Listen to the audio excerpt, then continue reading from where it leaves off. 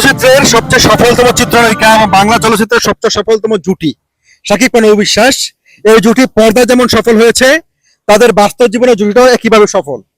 তাদের দীর্ঘ প্রণয়ের পরে তাদের সম্পর্কে পরিণত হয়, বিয়ে হয় এবং সেই জুটিতে একটা বাচ্চা সন্তান আসে, ফুটফুটে পুত্র সন্তান, যাকে বাংলা চলচ্চিত্রের রাজপুত্র বলা হয়, আব্রাহাম খান জয়। তো আব্রাহাম খান জয়কে যখন পৃথিবীতে নিয়ে আসেন, ঠিক তখনই এখানে সবগুলো নজর পড়ে এবং শবনম ইয়াসমিন বুবির আবির্ভাব হয় গায়েস। তারপরে গল্পটা আপনারা সবাই জানেন।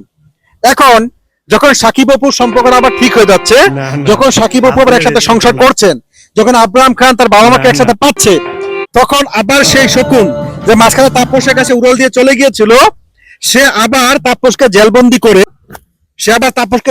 করে সে আবার উঠে আসলো গায়েস। সে উঠে এসে কি করলো? সে উঠে আসলে এটাই প্রমাণ করার চেষ্টা করলো যে শকুন কখনো ভালো হতে পারে না। দে নটস টু বি গুড। শকুন শকুনই থেকে যায়, তার কাজই হচ্ছে অন্যের জিনিস ছিনিয়ে খাওয়া। এখন যখন আবার সাকিব অপু এক হয়ে যাচ্ছে, এইরকম একটা ভিডিও ফুটেজ ভাইরাল হচ্ছে, তখনই সে আবার এখানে তার নজর পড়েছে এবং কি করে সেখানে আবার কুচ্ছা লাগানো যায়, কিভাবে এই সংসারটাকে আবার ধ্বংস করা যায়, সেই খেলায় মত্ত হয়েছে গাইস। তো তিনি টেলিভিশন চ্যানেলে তথা তার সোশ্যাল মিডিয়াতে এবং তার ভক্তকুলদেরকে দিয়ে, তিনি যাদেরকে টাকা দিয়ে পেট করে পোষেন, তাদেরকে দিয়ে mark this point to be marked. তার কিছু ভক্ত আছে, ছাপ্পি ভক্ত, তাদেরকে তিনি টাকা দিয়ে পোষেন, তাদেরকে দিয়ে তিনি আবার কুচ্ছা ওঠাচ্ছেন। অবিশ্বাস চ্যাটটা দেখিয়ে দিয়েছেন সাকিব খান সাহেবের ফোন নাম্বারটাকে নিউ নাম্বার দিয়ে, এবং লাস্ট কলটা তিনি কাকে করেছেন সেটাও তিনি চ্যাটটা দেখিয়েছেন।